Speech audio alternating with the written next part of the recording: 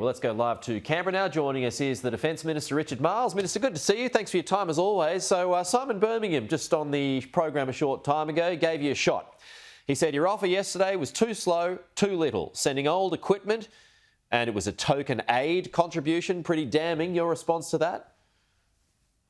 Well, obviously, we don't accept that. I mean, we've been working very closely with the government of Ukraine, who have responded to this package very positively. This is another $110 million in support to Ukraine. It takes the total of military support that we've provided to Ukraine up to $610 million, most of which has been provided since Labor came to power. And this places us as one of the largest non-NATO contributors in support of Ukraine. And we're doing that because we understand that what's at stake in the war in Ukraine is the global rules-based order. Australia's national interest is invested in that, and we will stand with Ukraine for as long as it takes to see Ukraine resolve this conflict on their terms. Some of the equipment that you're sending, though, is from the Vietnam era. Why so old? I mean, are you reluctant to send modern equipment? Oh, well, it's equipment that we've been using, and it's equipment which is useful for Ukraine. Ukraine came to us on this occasion with a menu of items which they thought would be helpful for them. Armoured transport was central amongst that.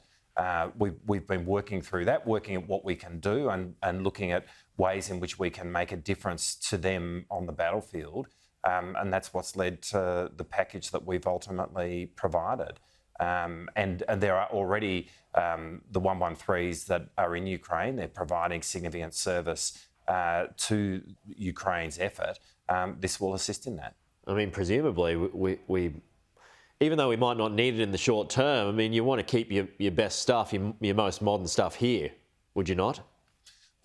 Well, we are providing modern equipment as well to Ukraine. I mean, there's a range of equipment that we're providing in terms of the age of that equipment. And, but for example, in this package alone, the armoured trucks that we're providing, we've acquired relatively recently into the Australian Army, the special operations vehicles as well. But it's not really about its age, it's about its utility. That's what we've been looking at with Ukraine in terms of what can make a difference for them. So even though that you indicated that there would be problems with sending the Hawkeyes yesterday, I mean, again, back to Simon Birmingham, he said that would still be good enough on the battlefield. I mean, would you consider another opinion to get them over there, or is it just a blanket ban on sending the Hawkeyes to Ukraine? You want to keep them here?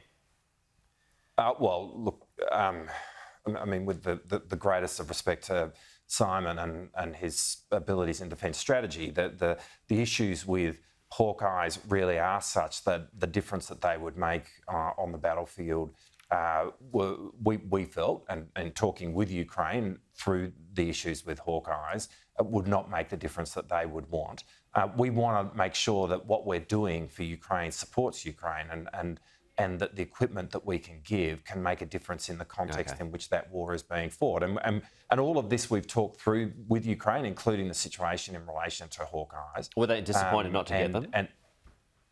Well, I think they understood the points that we were making in respect of how the Hawkeyes would operate in that context. I mean, what they're designed for and how they would operate in that context. And that what we are now talking about, I mean, the 113s, which are a more armoured vehicle and are better suited to the fight that's happening in Ukraine. Yeah. When will they be in country, Minister? When will they be there and ready to go? Well, again, we don't go through the detail of that for obvious reasons. Okay. In respect of all of the commitments that we've made to Ukraine, what we have done is with Ukraine work through a delivery schedule, and from the early Bushmasters through to these vehicles, that schedule has been on track. Okay, let's go to your observations now on the events overnight. Vladimir Putin, he's called it criminal activity, which has weakened the country. Prigozhin has said that it was just a protest, it wasn't a coup. What's the government's response to where things are at as we speak?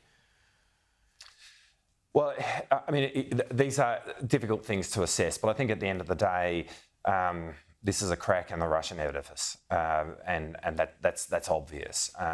I mean, Vladimir Putin is obviously still in control of Russia, and there is still a war being waged in Ukraine, and we are therefore very much focused on supporting Ukraine for as long as that takes, as I've said. But this is a crack in the edifice. And I think the other point to make, Pete, is that it says something about the status of the morale on the Russian side of this in respect of the war in Ukraine. That this has happened obviously gives rise to a real question about the morale and I guess the authority that exists behind what was always an illegal invasion of Ukraine in the first place. So all of that is hugely significant going forward. But there remains a conflict in place which we anticipate will still be protracted and will require us and the world to stand with Ukraine for as long as it takes. Okay, just a final one here, Minister. S&P Global has found Australia's economy will be one of the worst performing in the Asia-Pacific over the next 2 years. That's because of the hiking interest rates, the expectation that we'll top out at 4.6% now over the next couple of months. Is that in line with your expectations? Well, we expect the economy to continue to grow. We've been very focused on getting wages going, and that's been an important part of our economic landscape over the last 12 months, as has employment itself, and those numbers have been strong. We know the inflationary environment around the world is creating real challenges for people at home, and that's why from day one, cost of living has been central in terms of the decisions that we've been making around the budget. And commencing next week will be a more affordable childcare package that we've been working on for a long time. And of course, we're doing something that Liberals never did, and that's deliver a surplus. And that is a really important recognition of the prudent way in which we've been engaging in our economic management. Well, the bottom line here is we've got tough global circumstances in which to govern our economy, but we're doing it, and we're doing it in a way which is keeping our economy strong. Okay, Defence Minister Richard Marles, thanks for your time.